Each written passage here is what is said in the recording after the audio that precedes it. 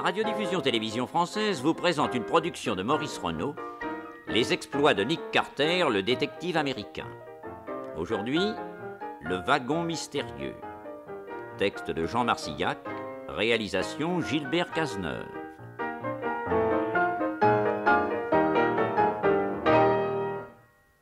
Bonsoir, c'est Jack Carter qui vous parle. Vous ne pouvez pas savoir ce que ça me fait plaisir de vous retrouver comme ça chaque semaine. Encore un peu et je sens que nous allons tous devenir de vrais amis. Pour aujourd'hui, je vous ai réservé une drôle d'histoire. Ah, ça ne veut pas dire une histoire drôle, ça non, loin de là. Je crois même utile, s'il y a parmi vous des personnes un tant soit peu impressionnables, de les prévenir que dans cette affaire du wagon mystérieux que je vais vous raconter, mon oncle Nick s'est trouvé devant un personnage singulièrement inquiétant, une sorte de monstre, qui tenait absolument pour nulles les lois de l'humanité. Pour le moment, je ne vous en dis pas plus. Commençons par le commencement. Figurez-vous donc qu'un matin de juin 1904, par un temps splendide, le train de New York entra en gare de Kansas City.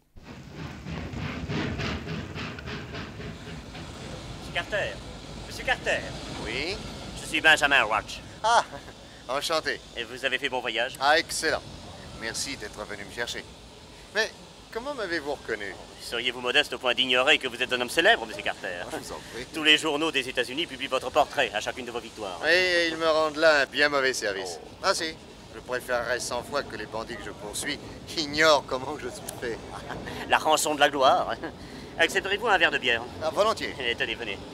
Allons nous asseoir là-bas dans le coin. Nous pourrons bavarder en toute tranquillité. Je vous en prie. Messieurs, De la bière. Pale ale, monsieur Carter, ou stout? Stout, je préfère. Moi aussi. bien messieurs. Et maintenant, cher monsieur Roach, puis-je savoir pourquoi vous m'avez fait venir au bord de votre Missouri, dont les eaux, d'ailleurs, entre nous, sont bien jaunes et bien sales? Je le reconnais. Non, mais il faut d'abord que je vous remercie d'être venu. Oh, je vous en prie, la lettre de mon vieil ami Bedford, jointe à la vôtre, a vaincu mes hésitations. Me voici donc. Mais il est temps maintenant de vous expliquer. Je vous écoute. Eh bien, voilà. J'exploite ici, à Kansas City, un musée qui est un véritable pôle d'attraction pour toute la région. Oui. On vient même de beaucoup plus loin encore. Un musée de cire? Ah non, non, non, pas seulement. J'ai aussi un géant, un nain, une femme à barbe, une femme canon, 2 frères siamois, et puis des animaux extraordinaires, des curiosités scientifiques, et des numéros qui changent tous les mois. En ce moment, j'ai le Looping the Loop, sur un chariot mu par l'électricité. Enfin, des tas de choses qui intéressent ou amusent les gens. Et tout ça, non, tenez-vous bien, 10 cents l'entrée. Ah, en effet, ce n'est pas cher. Ah, à la portée de toutes les bourses. Ça a été le secret de la réussite de mon ami Barnum. Et comme lui, j'essaie aussi de toujours tenir en éveil l'intérêt du public. Par la réclame? D'abord, et puis par des idées dont tout le monde est obligé de parler. Par exemple, le mois dernier, j'ai offert une récompense de 5 000 $ à la personne qui resterait comme mon fakir une journée entière étendue en costume de bain dans un cercueil de verre capitonné avec des tessons de bouteille. Des tas de jeunes gens de la ville ont essayé, mais aucun n'a réussi. Oui, bien sûr. Ça m'a coûté 2 litres de teinture d'iode, mais ça a attiré un monde fou. Oh, bravo. Mais dites-moi maintenant, Oui. je vous en prie, le but de ma présence ici. Ah, j'y arrive. Figurez-vous que 2 jours avant que je ne vous écrive, monsieur Carter, je me suis rendu à la gare au sujet d'un chargement que j'attendais. Je suis très copain avec Davis, le chef responsable des marchandises. On s'assied sur une balle de tissu et tout en causant, on grille une cigarette. Et tout à coup, je ne sais pas pourquoi, mes yeux se portent sur un wagon qui ne ressemblait pas tout à fait aux autres. Ah, vous aussi, monsieur Roach, vous voudriez bien savoir ce que c'est. Bah, et mon Dieu... Je peux pas vous renseigner parce que moi non plus, j'en sais rien. Ah, Eh non. Il y a un mois qu'on aurait dû venir prendre livraison de ce wagon. Et puis on n'a vu personne. Tiens. Et sur la lettre de voiture, le destinataire est un certain J.W. Enya. Et l'adresse est marquée gare restante, avec cette mention gardez ce wagon à la disposition du propriétaire jusqu'à ce qu'il vienne le réclamer. Oui, et ça arrive quelquefois? Bah oui, à condition qu'on observe 3 articles du règlement. D'abord, une déclaration faite sous serment devant un magistrat, comme quoi le wagon ne contient aucune substance périssable, combustible ou explosive. Deuxièmement, la compagnie a le droit d'exiger 5 $ par jour pour chaque jour dépassant une semaine d'attente. Et enfin, il faut verser une garantie suffisante pour couvrir l'indemnité d'un retard de 31 jours. Et si on ne vient pas réclamer ce wagon? Alors, la compagnie a le droit de procéder à une vente aux enchères. Ouais. Et d'où vient-il ce wagon? De Philadelphie. Il a été expédié par l'Atlantic Railway. Mais il n'appartient pas du tout à cette compagnie. Car c'est peut-être là le plus bizarre, monsieur Ratch, mais ce wagon appartient à personne. Comment ça? Ah ben, sur le papier, il fait partie du matériel roulant de l'Atlantic Railway. Mais en fait, sur les portes, eh ben, il n'y a aucune mention qui l'indique. Alors j'ai écrit la bande dans le numéro, on m'a répondu que ce numéro ne correspondait à rien du tout. Et vous en concluez? Ben, que ce wagon a été introduit sur le réseau en fraude et par quelqu'un de fichtrement habile. Oui, mais ce monsieur Enya, disposant d'un délai d'1 mois, viendra peut-être le réclamer le dernier jour. Oh, ça c'est possible, mais ça m'étonnerait.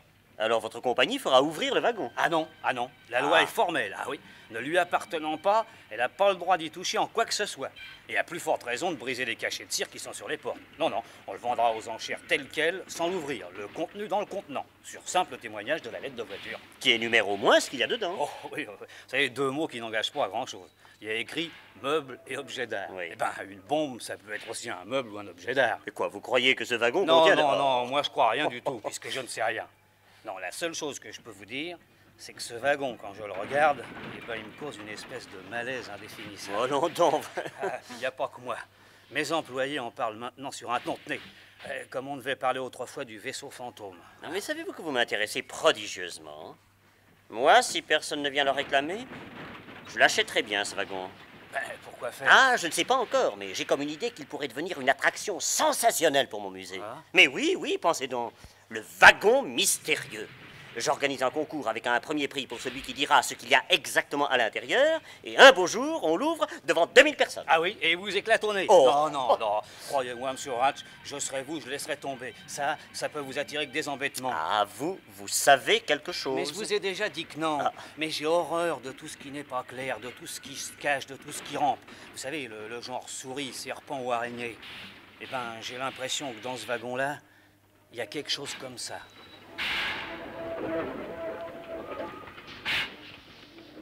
Je ne sais pas pourquoi, mais plus je parlais avec Davis, et plus j'avais envie d'acheter ce wagon.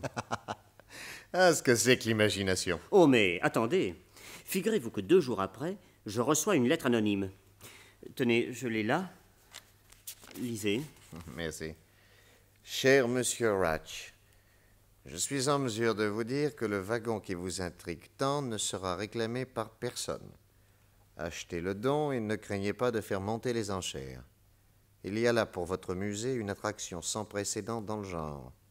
Je ne vous dis pas quel genre. En tout cas, vous ne serez pas déçus. Encore un petit conseil, demandez donc au célèbre détective Nick Carter d'assister à l'ouverture de ce wagon. Sa seule présence attirera la foule et puis sait-on jamais signer un ami. Mais dites donc, Monsieur Roach, j'espère que si vous m'avez fait venir, ce n'est pas pour faire de moi une attraction. Oh, Monsieur Carter, je ne me permettrai pas. Non, à la vérité, cette lettre m'a terriblement intrigué.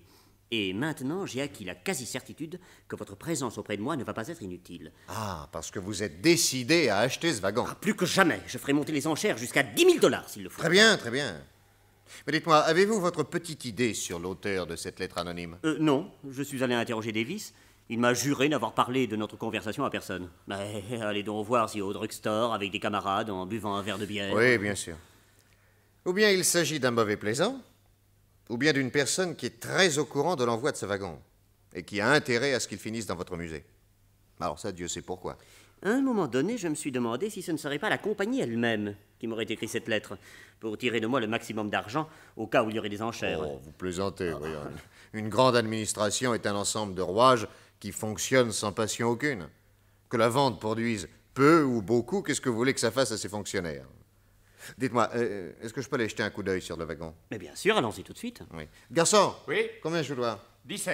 Tenez, voilà. Merci. Au revoir, messieurs.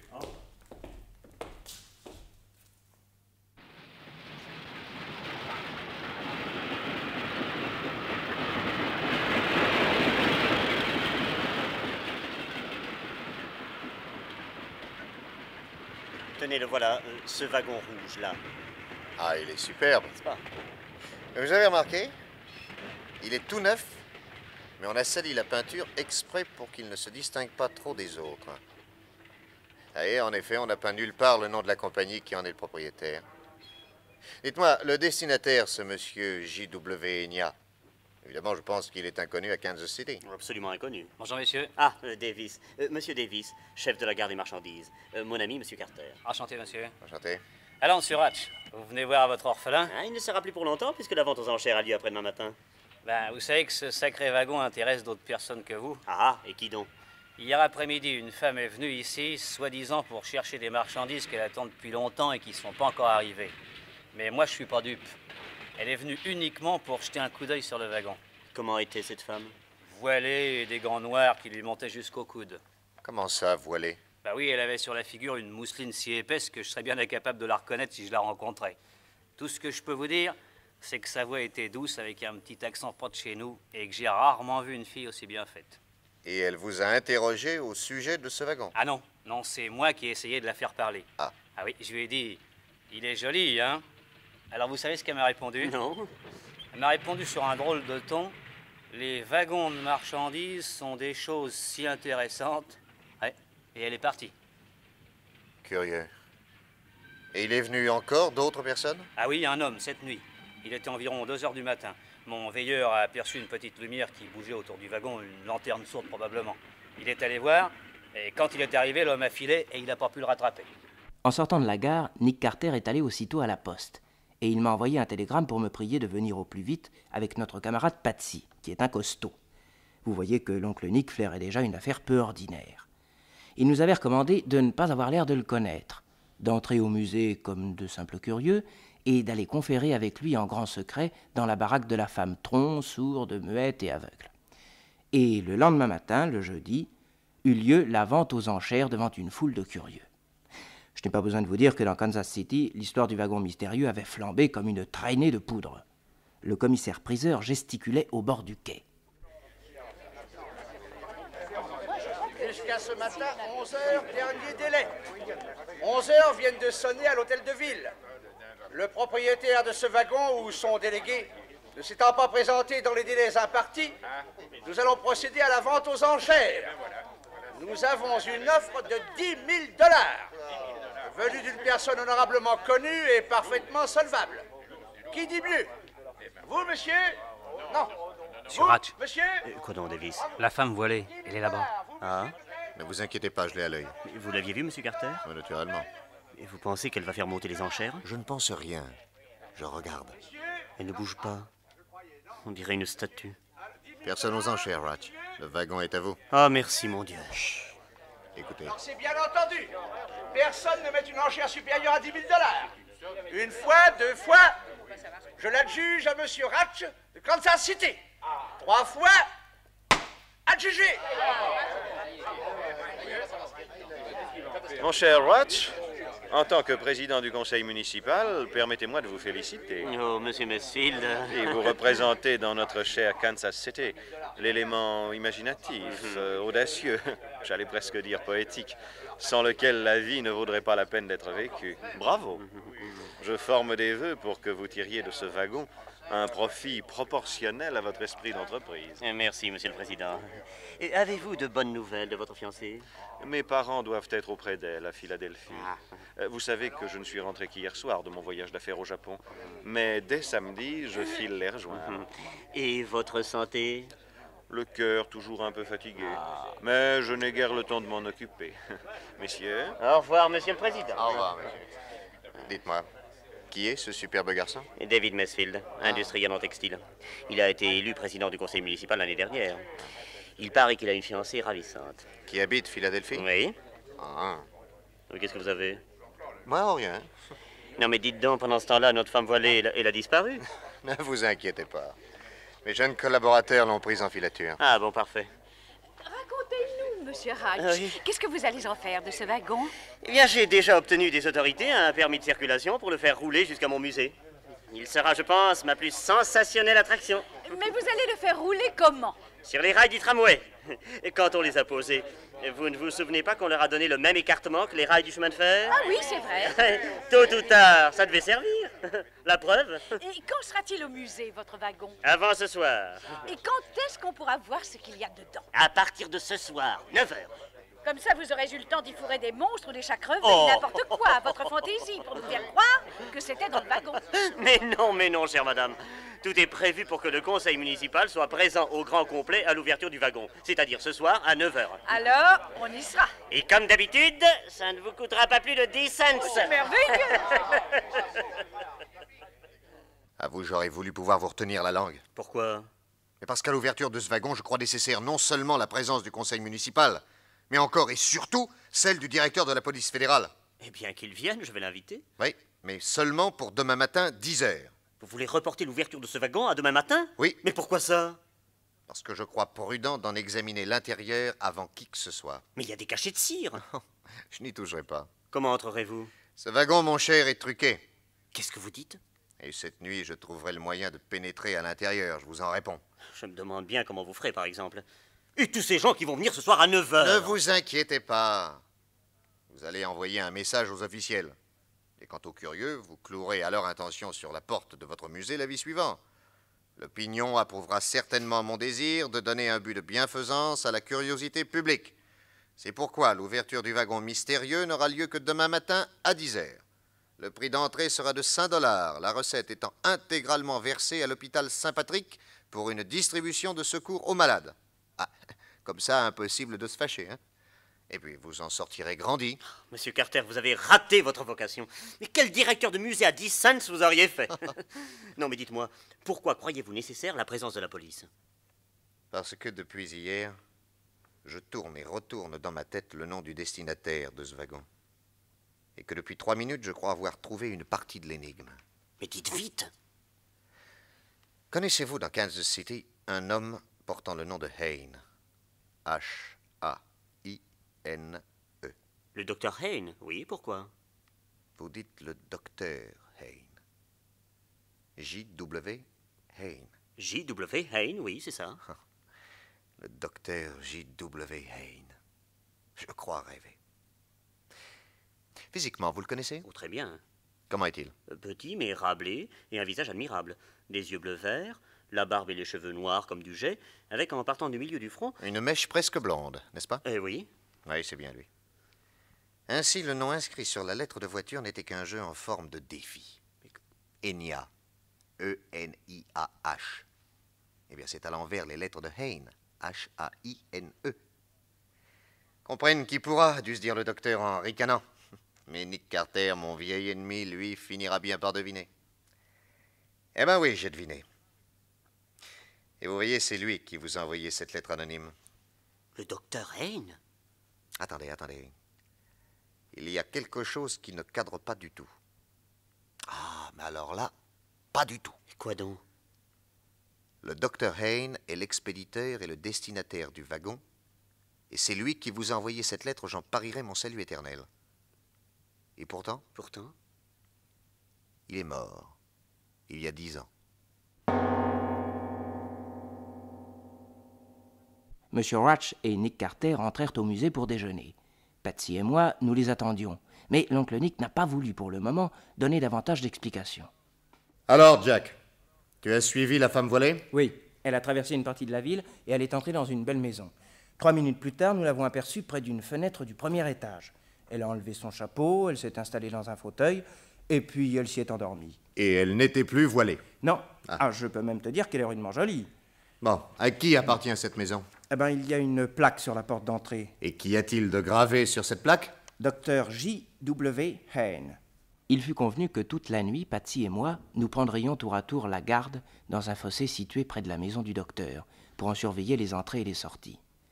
Quant à Nick Carter et à M. Ratch, quand les portes du musée ont été fermées à 10h30, ils sont restés dans le bureau directorial, toutes lumières éteintes. Ils étaient seuls, le veilleur de nuit avait été congédié. À travers les portes vitrées du bureau, ils apercevaient dans le hall le wagon mystérieux, massif et sombre comme une menace. Jusqu'à quelle heure allons-nous attendre?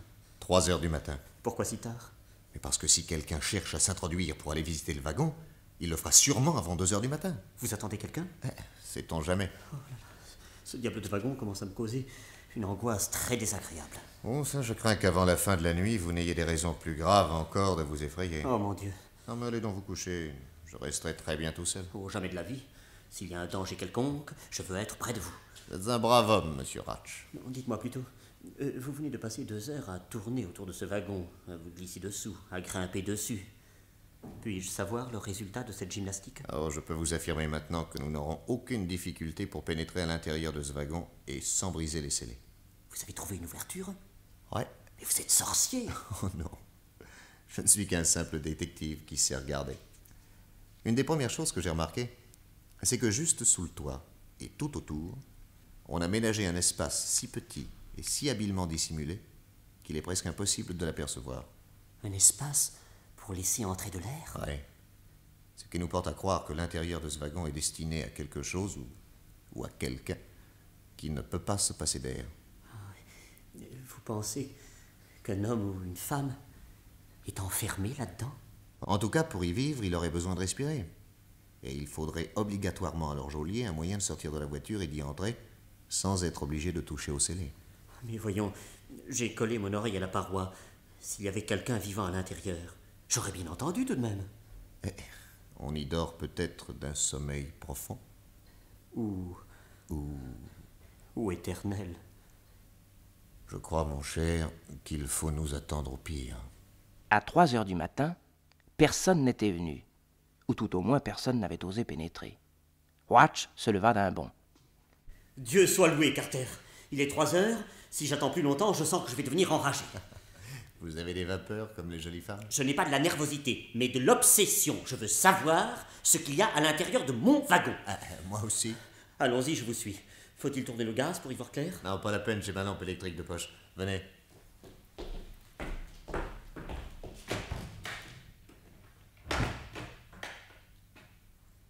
Je vais d'abord vous montrer quelque chose de significatif. Quoi donc? Regardez ces armatures en fonte. Qu'est-ce qu'elles ont? L'homme qui a construit le wagon a fondu ses pièces lui-même. Ah. Et visiblement, il n'a pas voulu s'adresser à un fournisseur, craignant qu'on retrouve ses traces s'ils l'ont remonté jusqu'au vendeur. Oui, c'est bien possible. Maintenant, puis-je vous poser une question? Oh, allez-y. Si vous aviez eu à établir une porte dérobée dans un wagon, où l'auriez-vous placée? Écoutez, je n'en sais rien, moi. Dans le toit, dans le plancher, à l'une des extrémités? Ah, l'un des deux bouts, sûrement. Bravo. Eh bien, c'est ce qu'a fait notre homme. Vous êtes un garçon subtil, Ratch. Non, mais où allez-vous? Écoutez, je retourne m'asseoir. Quand au lieu de tous ces discours, vous serez disposé à me montrer cette porte et l'intérieur de ce wagon, vous aurez l'obligeance de m'envoyer un commissionnaire pour me le faire savoir. Oh, mais alors, ne vous fâchez pas. Et voulez-vous, oui ou non, me montrer l'intérieur de ce wagon? Mais naturellement. Quand? Tout de suite. Alors, exécution. Non, vous permettez que j'aille d'abord chercher une chaise là-bas pour m'en servir en guise de marchepied. Oui, hein? faites. Voilà. Ah, dites-moi, c'est bien à vous ce wagon, n'est-ce pas? Oui, qu'est-ce qu'il y a encore? Bon, alors puisqu'il est à vous, il vous revient de droit d'y pénétrer le premier. Moi? Entrer le premier là-dedans? Oh, mais jamais de la vie. Oh, auriez-vous peur? Oh, mais pas du tout, mais... Je ne vous ai pas fait venir de si loin pour m'approprier l'honneur de passer le premier. Je sais vivre. C'est bien ce que je pense. Enfin, soit. Non, au moins, ouvrez la porte vous-même. Si vraiment vous y tenez. Allez, montez sur cette chaise. Ah, voilà. Bon, il y a un panneau qui glisse en appuyant sur ce petit ressort ici. Vous voyez? Oui. Enfin, du moins, je le suppose, parce que je ne l'ai pas encore essayé. Alors, j'appuie? Oui, allez-y. Non, mais dites donc. Dites donc s'il y avait une machine infernale combinée avec l'ouverture de la porte. Ah, ça, c'est un risque à courir. Vous êtes prêts? Commandez le feu. Tenez, prenez ma lampe électrique. Et sitôt la porte ouverte, dites-moi ce que vous voyez à l'intérieur. Entendu. Eh ben, allez-y. Voilà le panneau libéré. Allez, je le glisse. Voilà. C'est ouvert. Allez, braquez votre lampe à l'intérieur. Oui, Eh bien. Oh là, au cartel. Allons, bon, quoi, vous n'allez pas vous trouver mal, bon Dieu, un peu de cran. Allez, donnez-moi la lampe électrique. Ah non, laissez-moi la chaise que je grimpe à l'intérieur. Ah, si vous voulez. Allez. Hop. Ben quoi, ce sont des personnages de cire. On dirait que vous n'en voyez pas tous les jours. En cire? Vous croyez? Bah, naturellement. Non, regardez.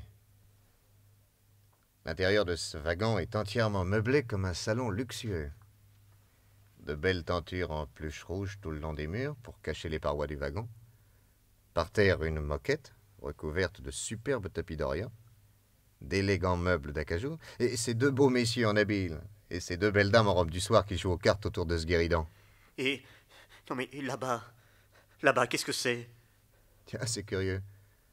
C'est un lit avec un drap qui recouvre entièrement un corps couché. Vous ne voulez pas aller voir? Si.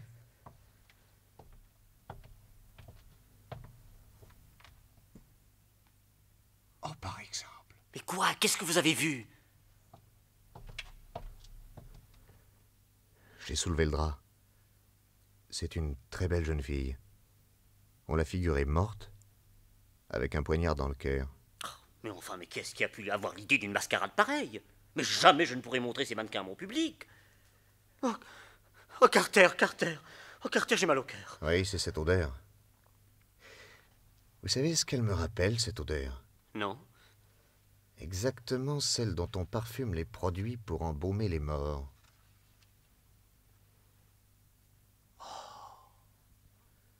Ratch! Ratch! Oui. Apportez-moi vite une lampe forte. Il faut que je voie le plus clair possible. Il y en a une, là. Le temps de la décrocher. Voilà. Et puis de l'allumer. Ah, mais je n'ai pas d'allumette. Tenez, en voilà une boîte. Eh ben, avec ça, vous verrez comme en plein jour. Mais vite! Mais attendez que je monte la mèche. Vous êtes bien pressé. C'est que je crains, Rudge, de découvrir une chose horrible, Abominable. Mais quoi donc? Allez, tenez, prenez la lampe. Merci. Qu'est-ce que vous examinez? Ah, on dirait que vous n'avez jamais vu de près un visage de mannequin.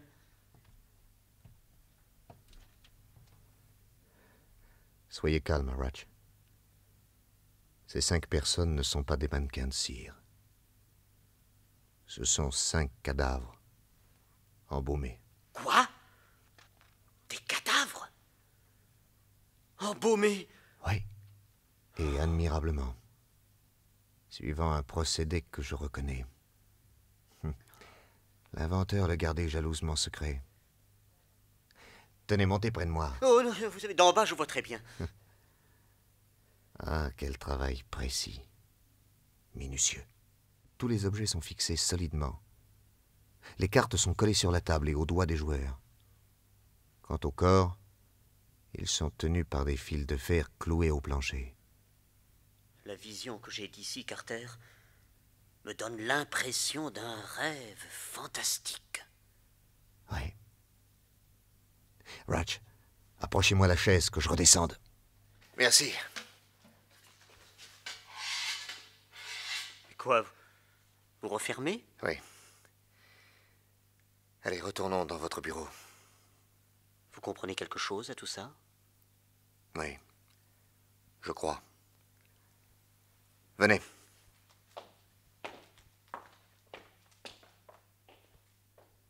Patsy m'avait relevé de ma faction devant la maison du docteur Hayne, et je rentrai au musée un peu avant 4 heures du matin, au moment où l'oncle Nick et M. Watch regagnaient le bureau. On me mit au courant de la macabre découverte. Et toi, Jack? Rien d'anormal cette nuit chez le docteur Hayne? Non, je n'ai rien vu. En tout cas, j'ai tout lieu de croire que l'auteur des 5 assassinats, c'est lui. Le docteur Hayne? Mais allons donc. Et c'est également lui l'auteur de cette sinistre farce du wagon.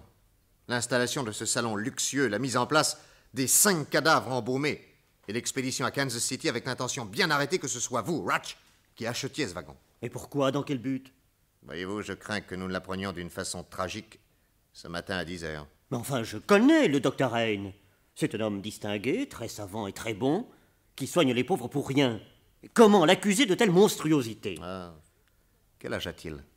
Je ne sais pas, moi, 40 ans peut-être? Pas plus. Le mien en aurait 50. Le vôtre doit être son frère. Un frère qui aurait hérité du génie malfaisant de l'aîné. De l'aîné qui est mort? Oui, on l'a mis en bière devant moi. Hein? C'était l'homme le plus beau que j'ai jamais vu. Le plus intelligent, le plus instruit. Mais aussi le plus pervers, le plus satanique. Un criminel raffiné qui épousait les femmes pour hériter de leur fortune après les avoir tuées. Et jamais je n'ai pu trouver une preuve contre lui, sauf un jour. Et ce jour-là, il s'est suicidé. Mais voyez-vous, ces 5 cadavres expédiés dans ce wagon, et Dieu sait pour quel nouveau crime, ce goût de l'effet théâtral, cette passion du sordide et du fantastique, me font presque croire que j'ai rêvé, qu'il n'est pas mort, et qu'il est toujours prêt à tuer et à me lancer un nouveau défi. Et son frère lui ressemblerait donc moralement comme il lui ressemble physiquement? Aucun doute là-dessus. Même profession, même réputation, et versé dans les mêmes sciences.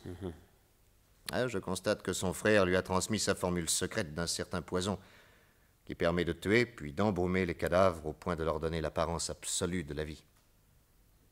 Tenez, après sa mort, j'ai pris dans son laboratoire cette petite fiole. Regardez-la, je la porte toujours sur moi.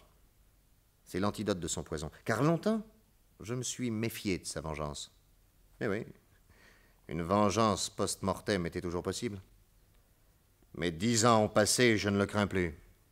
Paix à son âme. Non mais enfin, si c'est le frère qui a commis ces 5 assassinats et monté cette mascarade du wagon, mais c'est un fou! Oh non!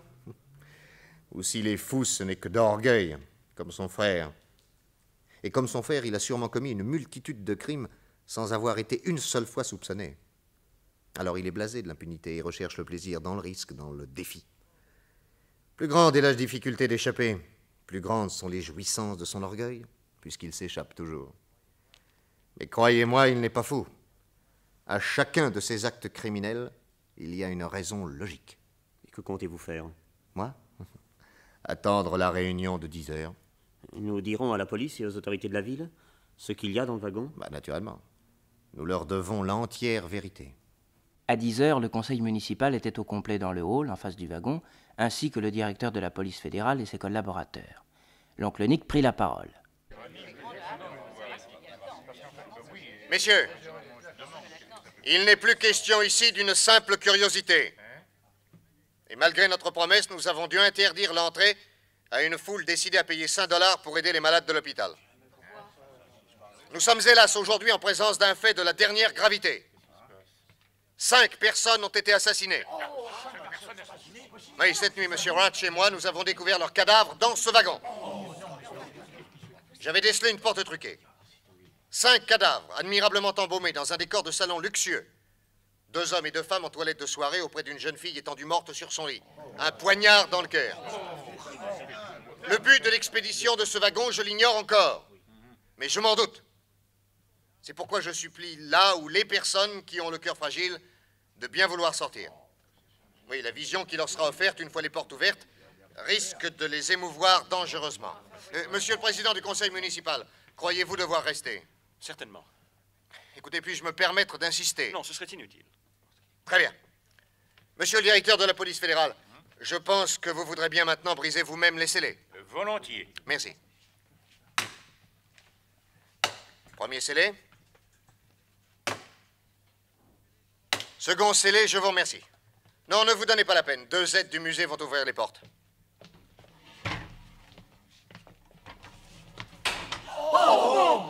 Le président! Le président Macheville! Étendez-le! Non, trop tard, messieurs. Ce que je voulais éviter et ce que le criminel a voulu est arrivé.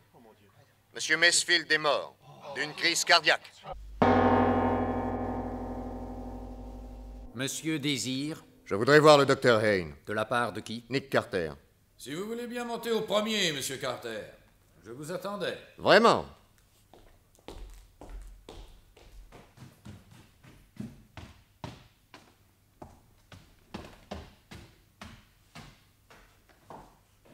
Très heureux de vous voir ici, monsieur Carter.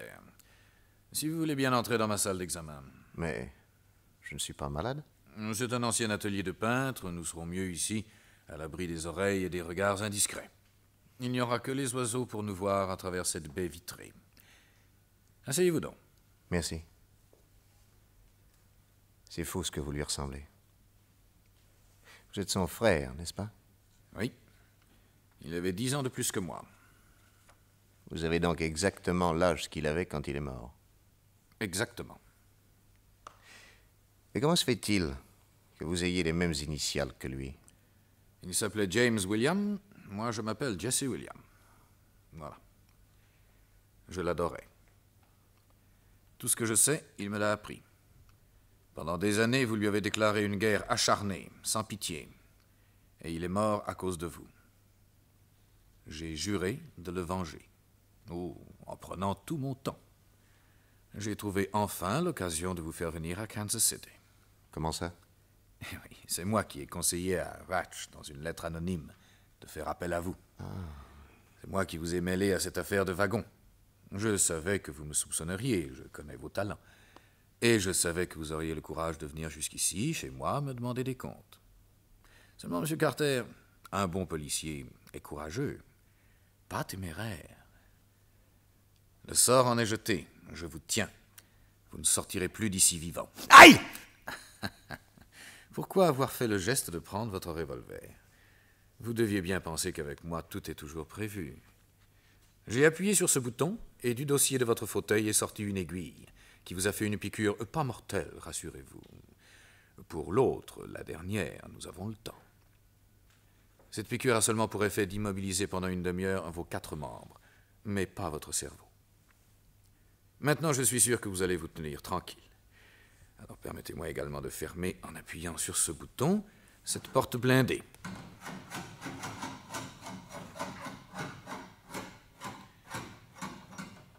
Voilà.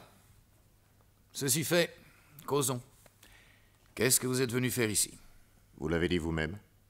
Vous demandez des comptes. Que voulez-vous savoir? Tout. Dans 1 heure, vous serez mort. Je vous répondrai donc avec la plus grande franchise.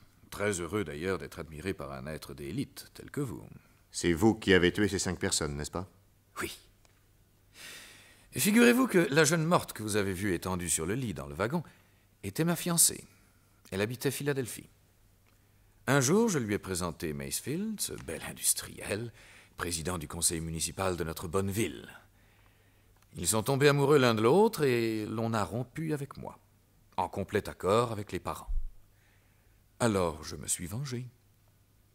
Une nuit que les futurs beaux-parents étaient reçus à Philadelphie dans la maison de la jeune fille, je suis entré successivement dans les 5 chambres et, je vais vous faire rire, je les ai réveillés tous les 5 les uns après les autres, pour les endormir.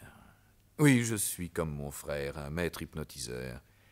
Et avec l'aide de 2 de mes collaborateurs, j'ai emmené mes 5 dormeurs pour une destination ô combien inconnue. Mais depuis plus d'1 mois qu'ils ont disparu. La police de Philadelphie a dû les rechercher.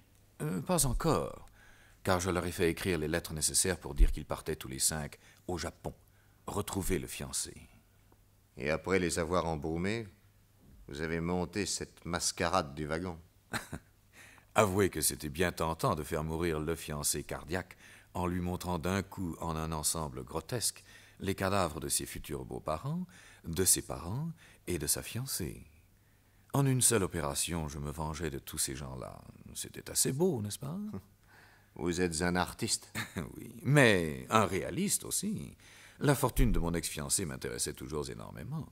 Elle-même et ses parents étant morts, il ne restait plus qu'une seule héritière, une cousine, la ravissante jeune fille voilée que vous avez vue à la vente et qui a été si habilement suivie par votre neveu Jack et son camarade Patsy. Cette jeune fille qui est orpheline est follement amoureuse de moi. Elle fait tout ce que je veux. Nous sommes fiancés et nous allons nous marier. Mais le soi-disant voyage au Japon des 5 morts de Philadelphie ne peut pas servir d'éternel prétexte. Alors comment vous en tirerez-vous? Vous n'ignorez pas que le spiritisme est souverain pour endormir, quand il est nécessaire, la curiosité des jeunes personnes. Ma fiancée, M. Carter, aura uniquement les pensées que je lui permettrai. Crapule. C'est tout ce que vous vouliez savoir. Oui. Alors, excusez-moi, mes malades m'attendent. Je suis un excellent médecin, vous savez, mon temps est précieux, et si nous n'avons plus rien à nous dire, il faut nous séparer. Permettez-moi de vous faire cette simple petite piqûre au bras. Dans une demi-heure, vous serez mort, et dès demain, votre corps embaumé sera devenu un des plus prestigieux de la collection. Non, lâchez-moi. Assassin! Assassin! Voilà, la piqûre est faite. Vous allez rester dans ce fauteuil, vous allez vous endormir, et vous mourrez sans souffrance, je vous le promets. Adieu.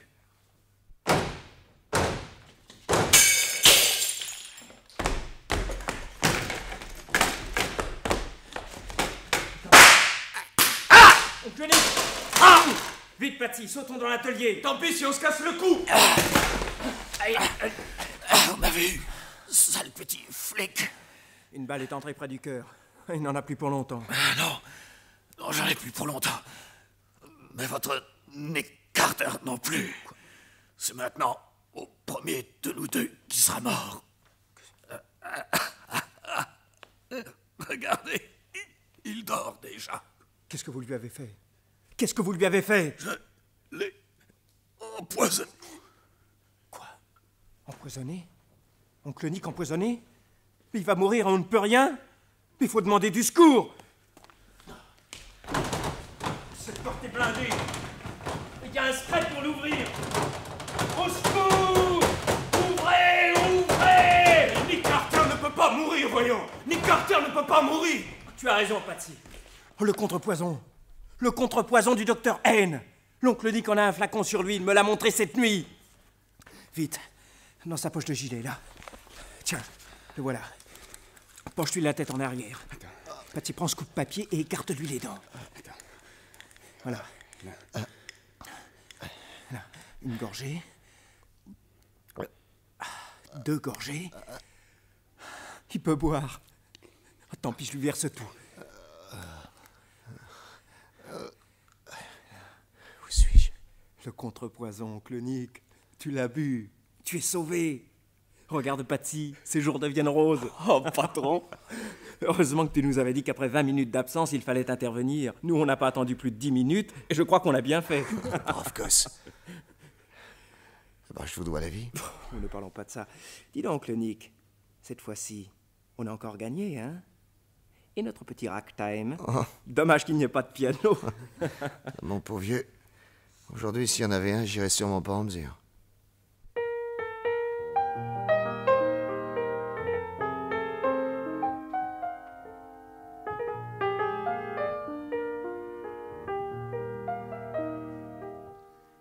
Dans la série Les exploits de Nick Carter, le détective américain, vous venez d'entendre Le wagon mystérieux.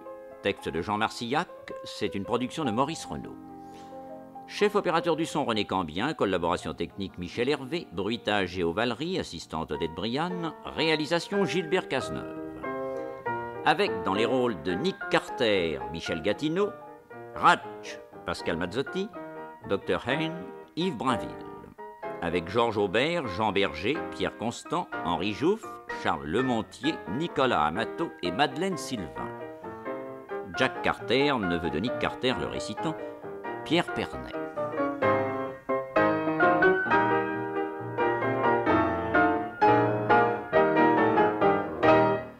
Vous entendrez vendredi prochain à 20h30 sur cette même chaîne un nouvel exploit de Nick Carter, la tache jaune.